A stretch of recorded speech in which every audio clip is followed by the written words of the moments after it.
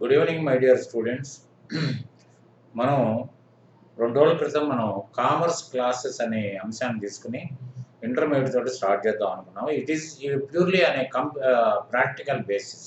ఎందుకంటే మీరు ఇదే బిగినింగ్ కాబట్టి, జూనియర్ ఇంటర్ బిగినింగ్ కాబట్టి ప్రతి అంశాన్ని కొంచెం కేర్ఫుల్గా కనుక అబ్జర్వ్ చేయగలిగితే ఖచ్చితంగా మీకు ఇది చాలా హెల్ప్ అవుతుంది. ఎందుకంటే మీరు కంప్లీట్ అకౌంటెన్సీని తరోగా నేర్చుకోగలుగుతారు, దీన్ని ఇంప్లిమెంట్ కూడా చేయగలుగుతారు. కాబట్టి నేను మీ కోటకు సింప్లిఫై చేసి ప్రత్యేకమైన నోట్స్ ప్రిపేర్ చేస్తున్నాను. ప్రాబ్లమ్స్ కూడా అలాగే ఉంటాయి, కంప్లీట్ ప్రాక్టికల్ ఓరియంటెడ్. ఇప్పుడు ఇంత క్రితమే నేను ఒక వీడియో పెట్టాను. తర్వాత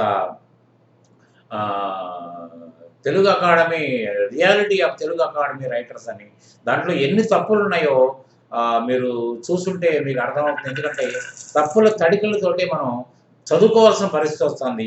ఇదే చదువు రేపటి రోజున మనకి ఎంతవరకు ఉపకరిస్తుంది అనేది మనకు తెలియని పరిస్థితి అయిపోయింది. కాబట్టి ఏంటంటే మీరు సబ్జెక్టు నేర్చుకోవడానికి దానివల్ల మీకు ఫలితాన్ని పొందాలి అనుకున్నప్పుడు ఖచ్చితంగా ఫలితం పొందాలి. ఏదో ఒక రూపంలో, రాబోయే రూపంలో లేకపోతే వేరే రూపంలో పొందగలిగితే మీ చదువుకు సార్థకత వస్తుంది. మీరు పెట్టిన ఖర్చులకి ప్రతి దానికి విలువ వస్తుంది. సో ఇవాళ సెకండ్ డే, నిన్న ఇంట్రడక్షన్ అయిపోయింది. ఇవాళ సెకండ్ డే పాఠంలోకి వచ్చినప్పటికీ నేను I will let you know everything. The business house has to keep a book to record day to day finance related activities in a chronological order. This is called bookkeeping. A person called as bookkeeper will maintain the day-to-day record with the help of source document in a chronological order. It is often routine and clerical in nature. Only business-related transactions which can be in terms of money are recorded. The main objective in this activity is to keep a permanent record.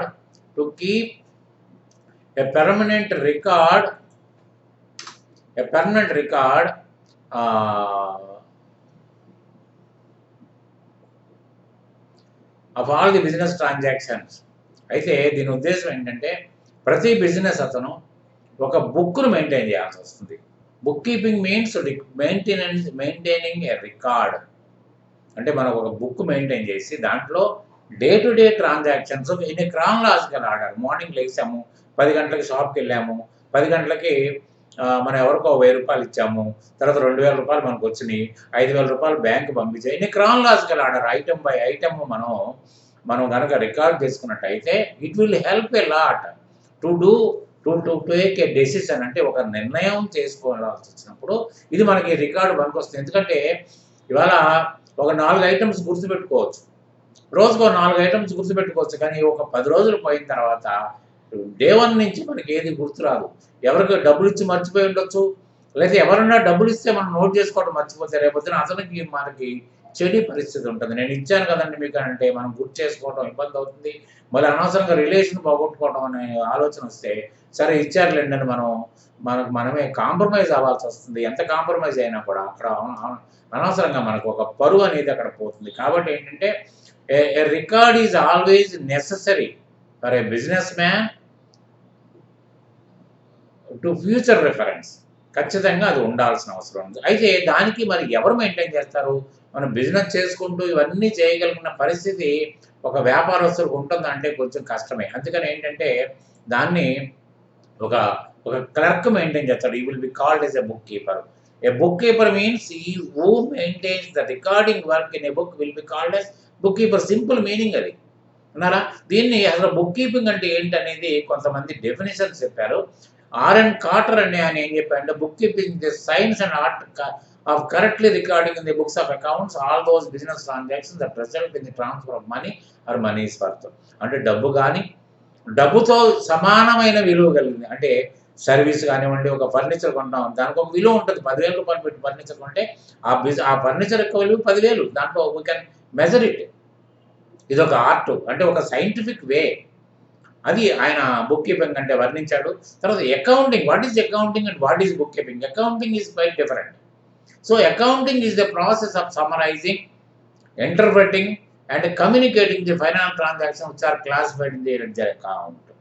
అంటే the process of summarising అంటే ప్రతిదానికి ఒక balancing చేస్తాం మనం. ఎందుకంటే ఒక ఆయనకు 10,000 రూపాయలు ఒక వస్తువు అమ్మాము, ఆయన దపదపాలుగా 7,000 రూపాయలు ఇచ్చాడు. What is the balance due from him is equal to 3,000. అంటే 10 plus minus is equal to, ఇది గణితం కాదు, ఇది ఒక సిస్టమ్ ప్రకారం. ఆ సిస్టమ్ ఎలా ఉంటుందో ముందు క్లాసుల్లో మీకు అవగతం అవుతుంది. అట్లానే ఇంటర్ప్రెటింగ్ అంటే మనం దీన్ని సంజాయించటం అంటే అవసరాలకు ప్రజెంటేషన్ అన్నమాట. Interpreting means nothing but presentation of the statement. అంటే communicating financial transactions which are classic. Financial transactions communicate చేయటం అంటే బ్యాలెన్స్ షీట్ విషయంలో కానీ, ప్రాఫిట్ అండ్ లాస్ అకౌంట్ విషయం కానీ, తర్వాత క్యాష్ ఫ్లో స్టేట్మెంట్స్ కానీ కమ్యూనికేట్ చేయడం. ఎవరికి అవసరమైతే మేనేజ్ అవుట్ సైడర్స్కా, ఇన్సైడర్స్కా, ఎక్స్టర్నల్లా, ఇంటర్నల్ అనేది కానీ మనం కమ్యూనికేట్ చేయడం అనేది అకౌంటింగ్ ప్రాసెస్. అంటే బుక్ కీపింగ్ 2 కలిసే ఉంటాయి ఎప్పుడు కూడా. మీకు వేరువేరుగా గణించలేరు. కానీ ఫైనలైజేషన్ వచ్చేప్పటికి a skilled person who is called as an accountant will look after that and a accounting the procedure knowing person will keep the records according to the rules framed by the author. He will maintain the recording work and he will keep it. అంటే 2 కలిసే ఉంటాయి కాబట్టి మనకి ఒక రకంగా ఈ 2 ఒకటే కదా అని అనిపిస్తుంది, కానీ 2 వేరు వేరు ఉన్నారా. తర్వాత ఇన్ 1941 దీన్ని American institute of chartered public accountants had defined accounting as the art of recording. అంటే రికార్డ్ చేయటం, క్లాసిఫై అంటే డివిజన్ చేయటం. అంటే ఇవాళ 10,000 పెట్టి ఫర్నిచర్ కొన్నాం, 10,000 పెట్టి స్టాక్స్ కొన్నాం, తర్వాత 20,000 పెట్టి సేల్ చేసాం. అంటే ఫర్నిచర్ ఎంత కాస్ట్ ఉంది ఇప్పుడు as on today, what is the furniture cost and what is the sales amount and what is the purchase amount, ఇవన్నీ క్లాసిఫై అంటే డివిజన్ చేయటం. అండ్ సమరైజింగ్ అంటే ఇప్పుడు చెప్పినట్టుగా టోటలింగ్ అవన్నీ చేసి in significant in terms of money transactions and events which are in part at least financial character and interpreting the result there. అంటే transactions which can be measured with money, డబ్బుతో కొలవబడేది మీకు transactions అంటారు. అంటే దీంట్లో ఫైనాన్షియల్ క్యారెక్టర్ ఉన్నది మాత్రమే recording చేస్తాం. ఇప్పుడు బుక్ కీపింగ్లో కూడా మనం అన్నాం కదా, ఏదైతే మనీతో కొలవబడే మనీ సత్సమానమైన విలువతోటి కొలవబడే దాన్నే మనం ట్రాన్సాక్షన్ అంటాం. తర్వాత in 1966 the American Accounting Association defined accounting as the process of identifying, measuring and communicating economic information to the permit judgments and decision by users of information. అంటే వాళ్ళు ఏం చెప్పారు, ప్రాసెస్ ఆఫ్ ఐడెంటిఫైయింగ్ అంటే బిజినెస్కి సంబంధించిన ఖర్చులు ఏంటి, బిజినెస్ సంబంధించిన ఆదాయాలు ఏంటి, బిజినెస్ సంబంధించిన ఆస్తులు ఏంటి ఐడెంటిఫై చేయటం, గుర్తించడం. అండ్ మెజరింగ్ అండ్ కమ్యూనికేటింగ్ దాని విలువని లెక్క కట్టడం, దాన్ని ఆ ఇన్ఫర్మేషన్ని కమ్యూనికేట్ చేయడం. Economic information to the permit informed అంటే ఎవరికైతే దాన్ని అందించాల్సిన అవసరం ఉంటుందో వాళ్ళకి అందిస్తే. And decision by users of information అంటే ఎవరైతే ముఖ్యులు ఉంటారో ఈ ఇన్ఫర్మేషన్కి ముఖ్యమైన భాగం ఎవరు ఉంటారో దే విల్ టేక్ డెసిషన్ అంటే నిర్ణయాలు తీసుకోవడానికి ఇది బాగా ఉపయోగపడుతుంది అన్నారా. తర్వాత bookkeeping and accounting are 2 functions which are extremely important in every business organization. In the simplest of terms, bookkeeping is responsible for the recording of financial transactions, whereas accounting is responsible interpreting, classifying, analyzing, reporting and summarizing financial data. ఏమండి ఈ 2 important చర్యలే. One is book keeping, other one is accounting. ప్రతి ఆర్గనైజేషన్కి 2 ఉంటాయండి అన్నారా. అయితే book keeping అంటే ఇప్పుడు మనం అనుకున్నదే కదా సింపుల్గా, అంటే ఒక ఐడెంటిఫై చేయటం, దాన్ని రికార్డ్ చేసి మనకి ట్రయల్ బ్యాలెన్స్ టాలీ చేసి ఆ data will be transfer to a skilled person that is who is called as an accountant. Then accountant is the person who prepare the financial reports needed by every business man to take economic decisions అంటే నిర్ణయాత్మకమైన అంటే ఆర్థిక సంబంధిత నిర్ణయాలు తీసుకోవడానికి. ఒకవేళ కనుక ఒడుగురుకులు ఉంటే దాన్ని ఎలా కవర్ చేసుకోవాలి, ఒక సర్ప్లస్ ఉంటే ఏం చేయాలి, డెఫిషియన్సీ ఉంటే ఏం చేయాలి, తర్వాత ఆ ఇంప్రూవ్మెంట్ కనిపిస్తే దాన్ని ఇంప్రూవ్మెంట్ని అలాగే నిలబెట్టడం ఒక అంశం అయితే దాన్ని పెంచడానికి ఇంకొక చర్యలు, ఎన్నో రకాలుగా ఈ డెసిషన్స్ ఏంటంటే మన యొక్క రాకడా పోకడ డబ్బు యొక్క రాకడా పోకడని అనుసరించి మాత్రమే ఇవన్నీ ఆధారపడతాయి. అంతే తప్ప ఏదో టక్కన బుక్ కీపింగ్ ఒక డెఫినేషన్, అకౌంటెన్సీ ఒక డెఫినేషన్ చేసినంత మాత్రం కాదు. దీని లోతు అసలు why book keeping and why accounting అనేది కనుక మనం కొంత సింపుల్గా అయినా అర్థం చేసుకోగలిగితే మనం ఇతరులకి చెప్పడానికి అవకాశం ఉంటుంది, మనకు మనం ఆన్సర్ చేసుకోగలుగుతాం. మనకే డౌట్ రావచ్చు. నేను before asking anybody to clarify your doubt you can clarify your self. ఇది అర్థమైందా? అది ఎందుకంటే నిరంతరం అంటే 24 గంటలు ఇప్పుడు కార్పొరేట్ విద్య ఎట్లా ఉందంటే 24 hours అన్నం తినాలి, 10 నిమిషాలు చెయ్యాలి, ఇలాగా మళ్ళీ క్లాస్‌లో కూర్చోవాలి. ఇది కాదు. నిరంతరం చదవటం వల్ల బుర్ర ఖరాబ్ అయిపోద్ది. అర్థవంతమైన చదువుల్ని వచ్చి వెళ్ళిపోయి చాలా కాలం అయింది. మేము చదువుకున్న అర్థవంతమైన చదువు 24 గంటల పుస్తకాలు లేవు. హాలిడేస్ ఎంజాయ్ చేసేవాళ్ళం. ఇవాళ హాలిడేస్ లేదు, అమావాస్య లేదు. ఇవాళ కోవిడ్ వంకని ఆన్‌లైన్ క్లాసెస్ కూడా ఉంది. ఫీజులు అడగడానికి అలవాటు పడ్డారు. ఎందుకంటే ఎవరి కాడు డబ్బే కావాలి. ఎవరి భవిష్యత్తు వీళ్ళకి అవసరం లేదు. They are doing business with you. దానికి మన దగ్గర ఆన్సర్ లేదు. కాబట్టి ఏంటంటే అర్థవంతమైన అర్థం చేసుకుని ముందుకెళ్ళండి. You need not revise even before the examination. అది మాత్రం నాకు తెలిసిన విద్య. ఎట్టి పరిస్థితుల్లో మీరు రివిజన్ కూడా వెళ్ళక్కర్లేదు. ఎందుకంటే లోపల స్టోర్ అయిపోయి ఉంది. స్టోర్ అయితే దాన్ని ఎరాజ్ కాదు అది. అన్నారా? తర్వాత book keeping and accounting may appear to the same profession to an untrained eye. అంటే ఒక లేమ్యాన్‌కి అన్‌ట్రైన్డ్ ఐ అంటే ఒక లేమ్యాన్‌కి ఏ శాస్త్రం తెలియని వాడికి 2 ఒకటే కదా అని అనుకుంటాడు. But this is because both accounting and book keeping deal with the financial data require basic accounting knowledge and classify. అంటే ప్రతిదానికి డబ్బుతోడు సంబంధంగా తోడున్న వ్యవహారాలే కావాలి ఇద్దరికీ కూడా. అటువంటిప్పుడు అవతలోడు ఏమనుకుంటాడంటే బుక్ దాన్ని డివిజన్ చేసి చూడలేడు అతను. కానీ దీంట్లో తరచి చూస్తే దేర్ ఆర్ సమ్ డిఫరెన్సెస్. ఆ డిఫరెన్సెస్ ఏంటో చూద్దాం. A major misconception regarding book keeping versus accounting is that both are considered to be one profession. Though they seem to be very similar, there are some striking differences between the two. To resolve this confusion, we have listed down accounting versus bookkeeping differences here. కొంత మీకు అందుకంటే ఇవి మన బుక్స్లో లేవండి, మన intermediate బుక్స్లో ఇవి ఉండవు. కాకపోతే ఏంటంటే నేనే కొంత ఎలాబొరేట్గా చేసి మిమ్మల్ని కొంచెం దాని మీద కొంచెం అవగాహన కల్పించడం కోసం ఐ రోడ్ దిస్. ఫస్ట్ ఒక డెఫినేషన్ అనుకుందాం. డెఫినేషన్లో book keeping is mainly related to identify, measuring and recording financial data. అంతవరకే. ఆయన రికార్డింగ్ అయిపోతే ఐడెంటిఫై చేసి దాన్ని కొలిసి దాని విలువ కట్టి దాన్ని రికార్డింగ్ చేస్తే అతని డ్యూటీ అవుట్ బుక్ కీపింగ్లో. But accounting is the process of summarizing, interpreting and communicating. Summarizing total చేసుకోవాలి, బ్యాలెన్సింగ్ చేసుకోవాలి, ఏమంటే దాన్ని ప్రజెంట్ చేయాలి, రిపోర్టింగ్ ప్రజెంట్ చేయాలి, ఇవన్నీ అతని డ్యూటీ. తర్వాత decision making. Management cannot take a decision based on the data provided by book keeping. అంటే పుస్తకంలో రికార్డ్ చేసిన దాన్ని బట్టి management cannot take a decision. ఎందుకంటే దాంట్లో మీకు జర్నల్ చూసినట్టయితే కంప్లీట్ 1 by 1 ఉంటాయి. 2 టోటల్స్ కలిసే ఉంటాయి. అసలు ఏది ఖర్చు పెట్టాం, పర్చేజ్ ఎంత చేసాం ఈ డ్యూరింగ్ ది పీరియడ్, తర్వాత సేల్స్ ఎంత చేసాం, ట్రాన్స్పోర్ట్ ఎంత ఖర్చు పెట్టాం అనేది మనకి జరగదు. కాబట్టి ఏంటంటే దీనివల్ల మేనేజ్మెంట్ డెసిషన్ తీసుకోలేదు. So depending on data provided with the accountants, the management can take critical business decisions. ఏదైనా ఇబ్బందికరమైన వాతావరణంలో కూడా సరైన డెసిషన్ నిర్ణయాలు తీసుకోవడానికి అకౌంట్స్ మాత్రమే పనికొస్తుంది. The objective of book keeping is to keep the records of all the financial proper and systematic. అసలు దీని ముఖ్య ఉద్దేశం ఏంటి? Book keeping is to keep the records of all financial transactions proper and systematic. ఇక్కడ ఏంటి? The objective of accounting is to gauge the financial situation and further communicate the information to the relevant authorities. అసలు ఏంటి మన position ఏంటి? Weather మన financial position down అవుతుందా, అప్పుల పాలైందా, అసలు మనం ఊహించిన లాభాలు వస్తున్నాయా, లేకపోతే లాభాలు వచ్చే అవకాశమే లేదా, ఇవన్నీ కూడా మేనేజ్మెంట్కి అందించే ఇది ఒక ముఖ్య ఉద్దేశం అదే. ఇప్పుడు బుక్ కీపర్కి ఏం తెలియదు. బుక్ కీపర్కి ఎదురున్న రికార్డుని చేసేస్తే నమస్తే, ఆయనకి ఏం పట్టించుకోవాల్సిన అవసరం లేదు. కానీ ఈ అకౌంటెంట్ డ్యూటీ అది కాదు. Preparation of financial statements. Financial statements are not prepared as a part of this process.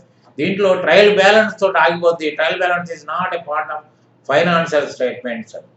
అంటే ట్రయల్ బ్యాలెన్స్ లెడ్జర్ చేసి ఆ బ్యాలెన్స్ తీసుకుని 2 టాలీ చేసి కానీ అర్థమెటికల్ యాక్యురసీ నా దగ్గర ఎర్రర్ ఫ్రీ ఉందా సార్, ఎక్కడ గణితపరమైన దోషాలు లేవని చెప్పడం మనకి డ్యూటీ అయిపోద్ది. తర్వాత financial statements are preparing during the accounting process. అసలు అకౌంటెంట్ యొక్క డ్యూటీ ఏంటంటే అన్ని రకాల కోణాల్లో పరిశీలించి తప్పులు ఉంటే సరిదిద్ది, అంటే ట్రయల్ బ్యాలెన్స్కి కంటికి కనపడిన తప్పులు ఉంటాయి, ఆ తప్పులు కూడా సరిదిద్ది ఫైనాన్షియల్ స్టేట్మెంట్ చేసి డ్యూటీ అకౌంటెంట్దే. Skill required.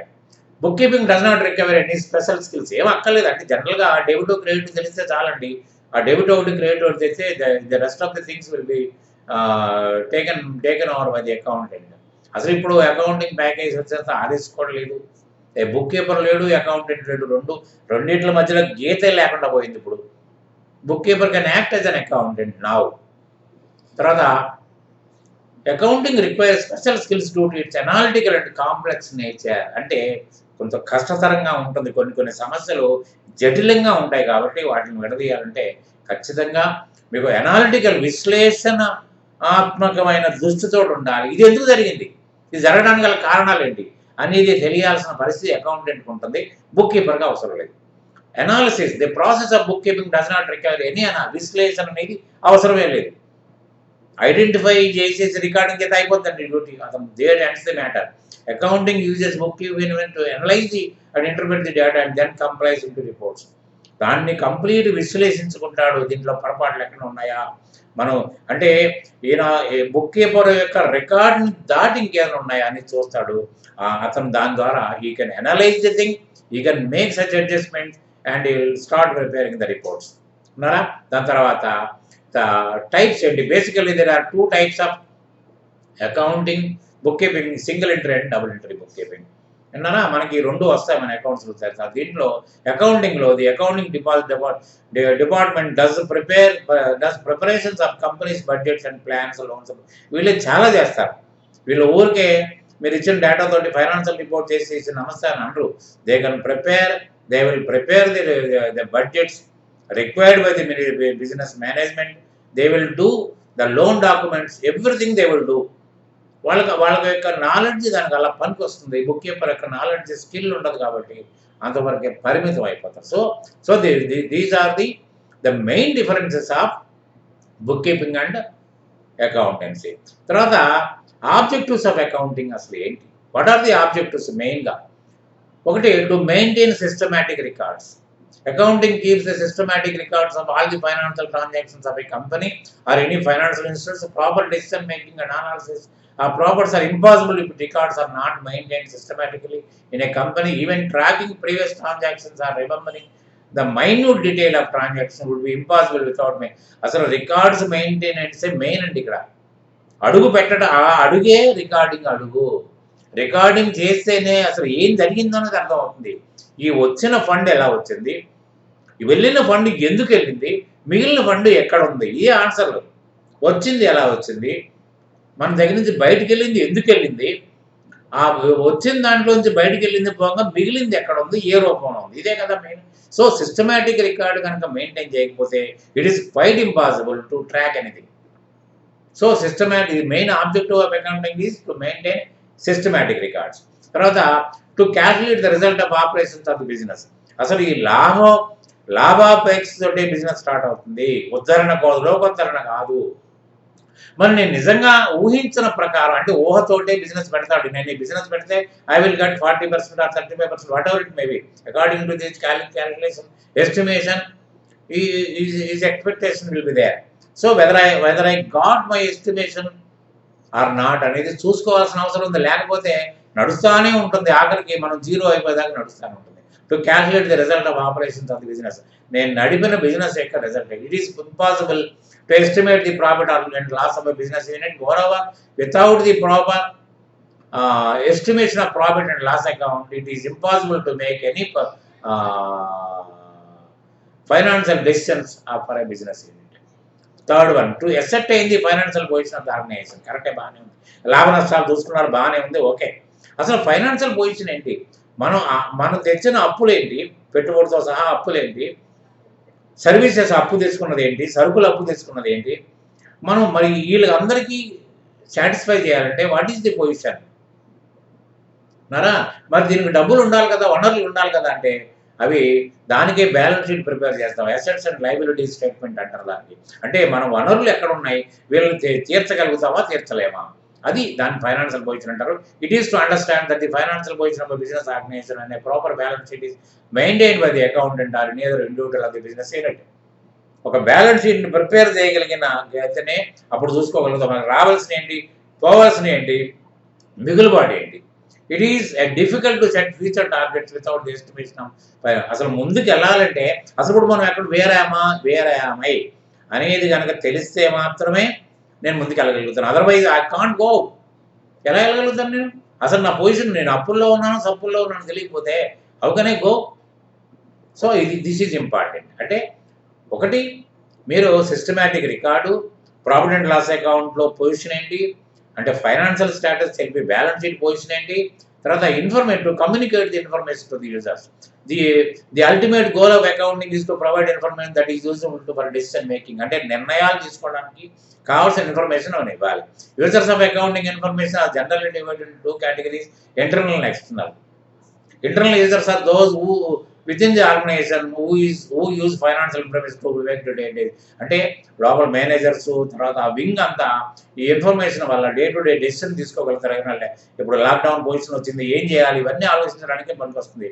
అట్లనే external users are creditors, investors, government trading partners, regular agencies, international standardisation agencies, journalist and natural. Internal users are owners, directors, managers, employees of the company. వాళ్ళు వీళ్ళిద్దరు ఉంటారు. ఈ financial reports అన్నీ వాళ్ళకు కూడా అవసరం. ఏంటంటే ట్యాక్స్ అథారిటీస్ కావాలి, గవర్నమెంట్కి కావాలి, బ్యాంకులకు కావాలి, వీళ్ళందరికీ కావాలి. సో ఈ 4 ఆబ్జెక్టివ్స్ అండి మెయిన్ ఆబ్జెక్టివ్స్. అంటే చాలా ఆబ్జెక్టివ్స్ ఉన్నాయి. దీన్ని చిలవల పొలవలు చేస్తే 10-12 ఆబ్జెక్టివ్స్ వస్తాయి. కాబట్టి ఏంటంటే దీంట్లో మనకి మెయిన్ ఆబ్జెక్టివ్స్ ఇవి. తర్వాత accounting cycle and process. The accounting cycle is a collective process of identifying, analyzing, and recording the accounting events of company.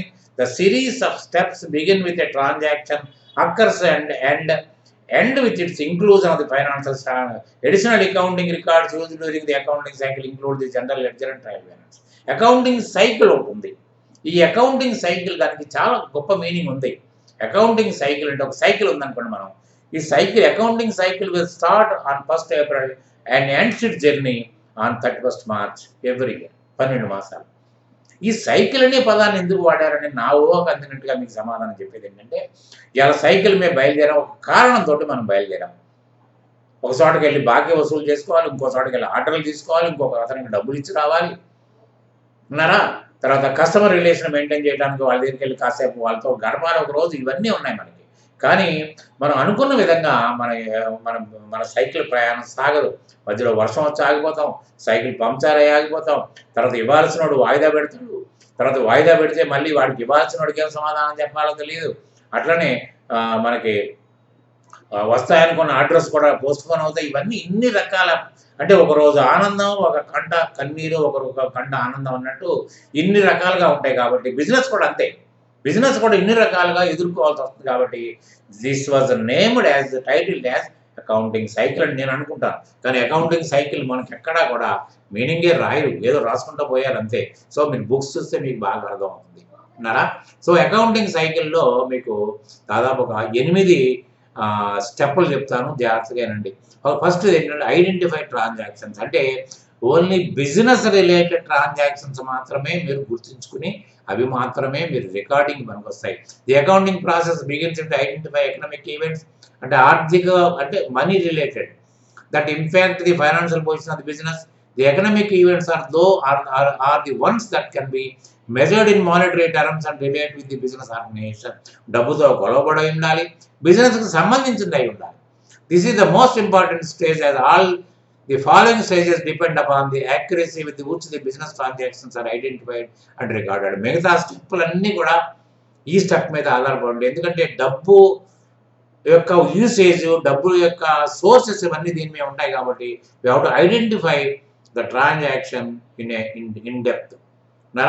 Now the proof of occurrence of such business transaction included documents like sales invoice, receipts, checks. ఇవన్నీ కూడా అంటే దీన్ని source document అంటారు. మీకు టెర్మినాలజీలో ఇవన్నీ దాదాపు ఒక 50 terminologies రాస్తాను, కానీ సందర్భానుసారంగా నేను టెర్మినాలజీ ఇస్తాను. మనం మీ బుక్లో ఉన్నట్టు 20 టెర్మినాలజీస్ ఒకటే ఇచ్చేస్తే రేపటి రోజున సందర్భం వచ్చినప్పుడు ఇవి మర్చిపోతారు. అంటే మనం చెప్తున్న పాఠాల్లో ఏ సందర్భంలో ఏది అక్కరెన్స్ వస్తుందో దాని ప్రకారం మీకు terminology I will explain you clearly. Then మీరు మెమరీలో పెట్టుకోవడం చాలా ఈజీ అయిపోద్ది. సరే, నా ఆలోచన అది. మీకు ఇంకేమైనా ఆలోచన వస్తే కూడా నాకు చెప్పొచ్చు. You are free to make a comment on this. తర్వాత రెండోది ఏంటంటే రికార్డ్ ది ట్రాన్సాక్షన్. ఐడెంటిఫై అయిపోయిందండి, ఇది బిజినెస్ రిలేటెడ్ అనండి, okay, start recording the work in the book. Once the authenticity of the source document is ascertained, The next step is to record the accounting information in the book of original entry called journal. Journal అంటారు. Journal అంటే day book, అంటే day sheet, అంటే ఒక dairy అనుకోండి. అంటే ఈరోజు జరిగిన వ్యవహారాలు ఒక క్రమ పద్ధతిలో దాన్ని ఎప్పుడైతే మీరు ఇది బిజినెస్ సంబంధించిన వ్యవహారం అనుకుని నిర్ణయించుకున్న తర్వాత, ఐడెంటిఫై చేసిన తర్వాత మీరు దాంట్లో వేసేయాలి. This is called yes original entry. అంతే కదా, ఫస్ట్ ఎంట్రీ ఇదే కదా పడింది. ఇక్కడి నుంచే మిగతా ఎన్ని స్టార్ట్ అవుతాయి. So journal is the book in which transactions are recorded for the first time. మొట్టమొదటి రాసేది జర్నలే. This is the reason why journal is also known as the day of the book of original entry.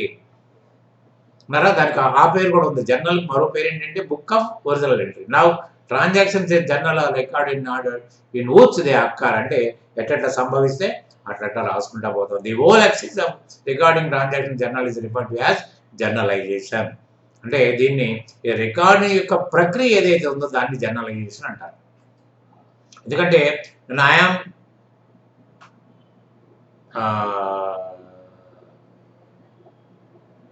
Continuing my lecture both in English and Telugu. కాబట్టి ఏంటంటే ఎవరో దీంట్లో తడబడాల్సిన అవసరం లేదు. నేను రాసిన ఇంగ్లీష్ నోట్స్ కూడా చాలా సింపుల్గా ఉంటుంది. ఈవెన్ తెలుగు మీద తెలుగు మీడియాలో ఉన్నవాళ్ళు కూడా దీన్ని సింపుల్గా అర్థం చేసుకునేంత విధిగా నేను రాసుకున్నాను. ఎలాబొరేట్గా సబ్జెక్ట్ నడుపుకుంటూ పోతాను. మీరు ఖచ్చితంగా ఒక ప్రాక్టికాలిటీకి అలవాటు పడేటట్టుగా చేయడమే నా ధ్యేయం. Okay, third one is post journal to ledger. అయిపోయింది. మరి క్రానలాజికల్ ఆర్డర్లో క్రమంగా రాసుకుంటూ వచ్చేసాం. కానీ దీనివల్ల మనకి ఏం తెలియదు. ఎందుకంటే పర్చేజ్ ఏం చేసామో తెలియదు, సేల్ ఏం తెలిసిందో తెలియదు, అసలు ఎవరికి బాకీ ఉండి డబ్బులు ఇచ్చామా, అసలు ఎవరికి బాకీ ఉన్నారో తెలియదు. So we have to open A classified book, divisional book. ఒక బుక్లో ఒక 10 పేజీలు పర్చేజ్, ఒక 10 పేజీలు సేలు, తర్వాత సప్లయర్స్, రెగ్యులర్ సప్లయర్స్ అయితే ఆయనకు 4 పేజీలు, ఇట్లా కస్టమర్స్కి ఇక్కడ ఒక్కొక్క కస్టమర్కి ఒక్కొక్క పేజీ కేటాయించుకుంటూ పోతా ఉంటే అతని యొక్క ఇండివిజువల్ పెర్ఫార్మెన్స్ అర్థం అవుతుంది దాంట్లో. ఆయన మనకి ఎప్పుడు సప్లై చేశాడు, మనం ఎప్పుడు డబ్బులు ఇచ్చాం, ఆయనకి బ్యాలెన్స్ ఎంత నరా, ప్రతిదానికి అట్లా ట్రాన్స్పోర్ట్ ఎంత అయింది, పర్చేజ్ ఎంత అయింది, everything will be known through this ledger. దీన్ని లెడ్జర్ అంటారు. క్లాసిఫైడ్ బుక్ని లెడ్జర్ అంటారు. The second stage in accounting cycle is posting entries from journal to ledger.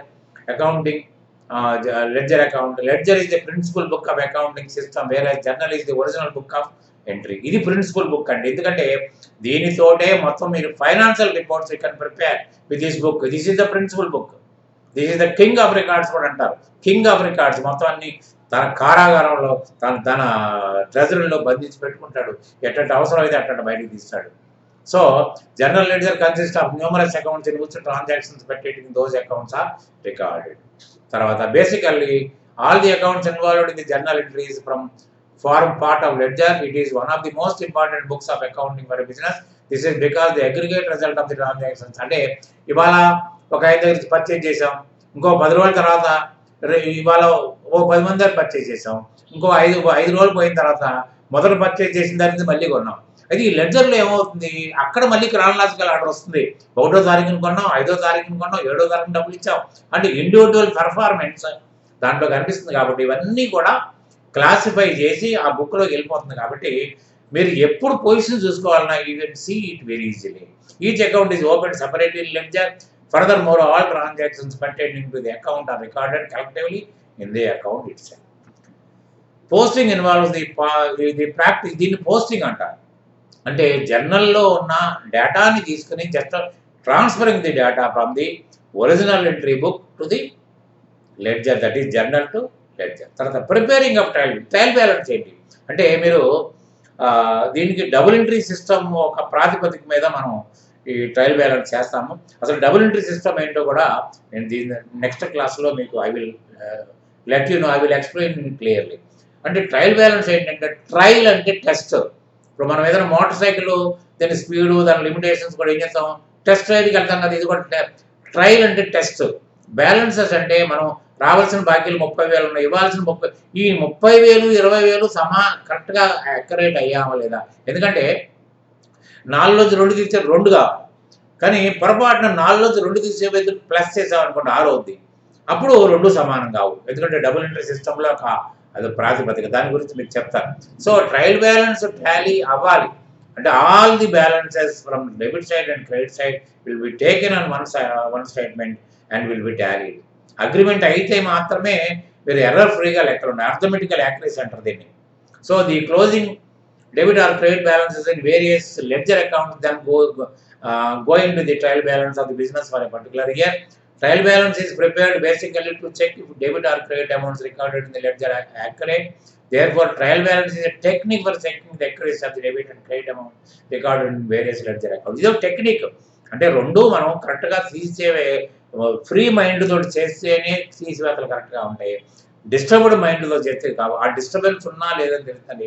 ఈ ట్రయల్ బ్యాలెన్స్ లో మనం టెస్ట్ చేసుకున్నట్టు అవుతుంది. కాబట్టి ట్రయల్ బ్యాలెన్స్ ఇవన్నీ కూడా సెపరేట్గా మళ్ళీ మీకు చాప్టర్స్ వస్తాయి.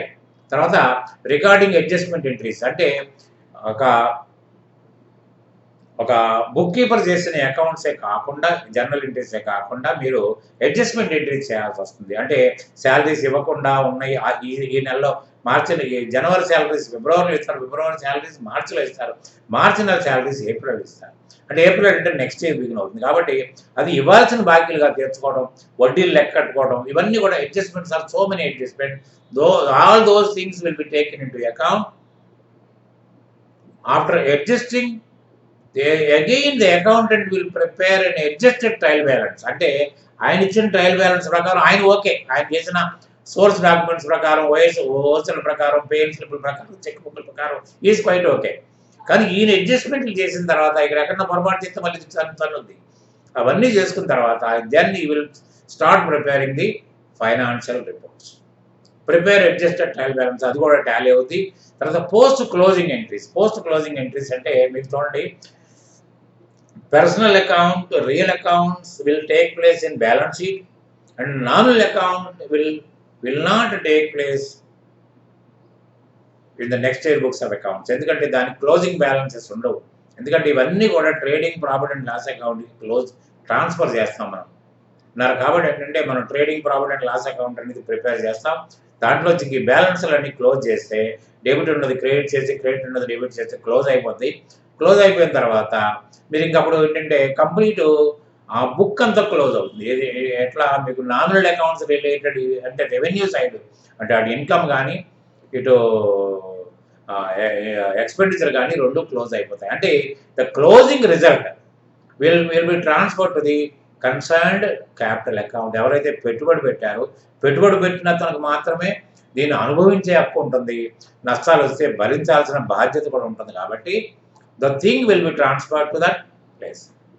సో ఆ విధంగా పోస్ట్ క్లోజింగ్ అంటారు. Closing entries, what are the closing entries అంటే మీరు మాట్లాడాల్సింది ఇదే. Nominal accounts will be close అంటే నెక్స్ట్ ఇయర్ బుక్స్లో మీకు ఎక్కడా కూడా దీని బ్యాలెన్సెస్ ఎక్కడ ట్రాన్స్ఫర్గా, only real and personal accounts మాత్రమే ట్రాన్స్ఫర్. తర్వాత ఫైనాన్షియల్ రిపోర్ట్స్లో మీకు trading profit and loss account, తర్వాత బ్యాలెన్స్ షీటు, దాని తర్వాత క్యాష్ ఫ్లో స్టేట్మెంట్.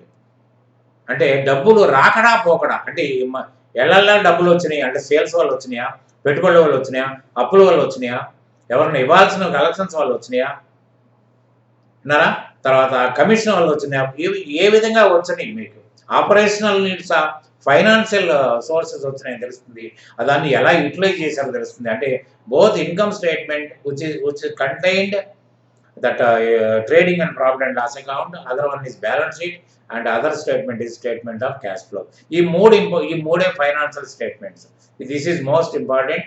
కాకపోతే మీరు తెలుసుకోవాల్సింది ఏంటంటే ఇవన్నీ కూడా ట్రయల్ బ్యాలెన్స్ కానీ, లెడ్జర్ కానివ్వండి, జర్నలైజేషన్ కానివ్వండి, తర్వాత ఇన్కమ్ స్టేట్మెంట్ కానివ్వండి, బ్యాలెన్స్ షీట్ కానివ్వండి, విడివిడిగా మనం దీని గురించి ప్రస్తావించుకుంటాం డీప్గా. ఎందుకంటే దీనికి మళ్ళీ చాప్టర్స్ ఉన్నాయి. కాబట్టి ఏంటంటే ముందుగా ఇంట్రడక్షన్ అనుకోండి, ఇది కూడా ఇంట్రడక్షన్ లాంటిది అనుకోండి. మీకు ఇవి తెలిస్తే మీకు ఏమవుతుందంటే మీరు ముందుకు వెళ్ళినప్పుడు కొంత బ్యాలెన్స్ షీట్ అంటే ఇది అని తెలుస్తుంది. దీని తర్వాత double entry system of accounting అంటే ఏంటి చెప్తాను. తర్వాత లేమ్యాన్ పాలసీలో నేను చెప్పి అన్నీ కూడా లేమ్యాన్ పాలసీలో ఉంటాయి. అంటే మీకు అంటే ఏమాత్రం కామర్స్ యొక్క జ్ఞానం లేని వాళ్ళకు కూడా ఇది తెలియాలి. అంటే సైన్స్ స్టూడెంట్ అయినా, పండితుడైనా, పామరుడైనా, ఎవరైనా ఒకటే తెలుసుకున్నప్పుడు మాత్రమే దీని మీద ఈ సబ్జెక్ట్ మీద ఇంట్రెస్ట్ పుట్టడమే కాకుండా మీరు ముందుకు వెళ్ళడానికి చొరవ చూపించగలుగుతారు. లేకపోతే పుస్తకం తీయాలంటే ఒక రకమైన చికాకుని ఫేస్ చేయాల్సి వస్తుంది. కాబట్టి ఇవన్నీ నేను ఈ విధంగా చెప్తున్నాను. దయచేసి నేను మిమ్మల్ని ఒకటే కోరుకుంటున్నాను, నేను మిమ్మల్ని ఆశించి మీకేదో కొత్తదనంగా సబ్జెక్ట్ అందించాలనే ఉద్దేశంతో నేను ఈ ప్రిపరేషన్లో పడ్డాను. This is second day. ఒరిజినల్గా నేను అకౌంట్స్లో ఈ సబ్జెక్ట్లో పడి సెకండ్ డే అయింది. తర్వాత మీరు దయచేసి కామెంట్లు రాయండి. ఎందుకంటే దీంట్లో మీకు నచ్చని వ్యవహారం ఏంటి, నచ్చని వ్యవహారం ఏంటి, తర్వాత ఇంకేదన్నా కోరుకుంటున్నారా, దీనివల్ల మీకు ఏదన్నా ఇబ్బంది కలుగుతుందా అని కామెంట్ చేస్తే నాకు ఒక రకమైన హుషారు వస్తుంది. అంటే the people are watching my lesson, అంటే they are showing interest on my lessons. అటువంటిప్పుడు ఏంటంటే నాకు నా యొక్క ఉత్సాహం డబుల్ త్రిబుల్ అవుతుంది. ఇంకా ఇంకా మీకోసం కష్టపడి చేయగలుగుతాను. మిమ్మల్ని అర్థించేది ఒకటే, మీరు నా పట్ల నేను నా అంతటి నేను మీరెవరో కోరుకోకుండా నా అంతటి నేను మీ ముందుకొచ్చి నేను చెప్పడానికి ప్రయత్నం చేస్తున్నాను ఈ వయసులో అంటే మీరు కూడా తగినంత ప్రోత్సాహం ఇస్తే నాబోటోడికి ఆనందం. కాబట్టి ఏంటంటే ఈ విధంగా ప్రోత్సహిస్తారని అనుకుంటున్నాను. తర్వాత ఇంతకుముందే ఒక వీడియో పెట్టాను. మీరు ఎంకామ్ చదివి కానీ, రిటైర్డ్ లెక్చరర్స్ కానీ, రిటైర్డ్ పీపుల్ కానీ, హౌస్ వైఫ్లు కానీ, ఆల్రెడీ లెక్చరర్స్ వృత్తిలో ఉన్నవాళ్ళు కానీ, నేను online classes related to commerce and taxation కోసం నేను క్లాసెస్ నడపడానికి సిద్ధమై ఉన్నాను. నేను ఇమ్మీడియట్గా అపాయింట్మెంట్ కూడా ఇస్తాను. తర్వాత ఏంటంటే నాకు ఇంటర్వ్యూకి రావాలంటే కొన్ని టిప్స్ ఒక 12, 13 పాయింట్లు రాశాను. ఆ పాయింట్లు మీరు ప్రిపేర్ అయ్యి మీరు నా దగ్గర ఏంటంటే టైం వేస్ట్ కాకుండా మీలో ఎంత డెప్త్ ఉందో మీకే అర్థమైపోద్ది. కాబట్టి నేను దాని మీద ఒక టెస్ట్ పెట్టుకుంటాను. నేను ఓరల్గానే ఉంటుంది. కాబట్టి ఏంటంటే దాంట్లో కనుక ఆ హుషారుతనం మీరు చూపిస్తే మీకు ఇమ్మీడియట్గా అపాయింట్మెంట్ ఇస్తాను. శుభ్రంగా హ్యాపీగా మీరు ఒక గురువు అనే భావంతో మీరు బ్రతికేటట్టుగా నేను చేయగలుగుతాను. కాబట్టి మీలో ఎవరికి ఇంట్రెస్ట్ ఉన్నా ఆ వీడియో చూడండి.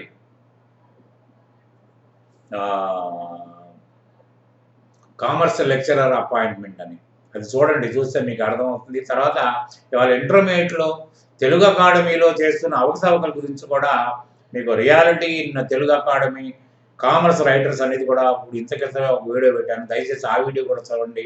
ఎందుకంటే ఆ వీడియోకి దీనికి ఉన్న డిఫరెన్సెస్ కూడా మీకు కనిపిస్తాయి. ఎందుకంటే నేను చెప్పే దాంట్లో ఎంతవరకు నిజం ఉందో, ఎంతవరకు వాస్తవికత ఉందో అనేది మీకు అర్థమవుతుంది. కాబట్టి ఇవన్నీ చూస్తారని, తర్వాత నన్ను మీరు ప్రోత్సహించి ఆదరిస్తారని నేను మరీ నమ్ముకుంటూ I'm taking leave from this class today. Thank you very much. Good day.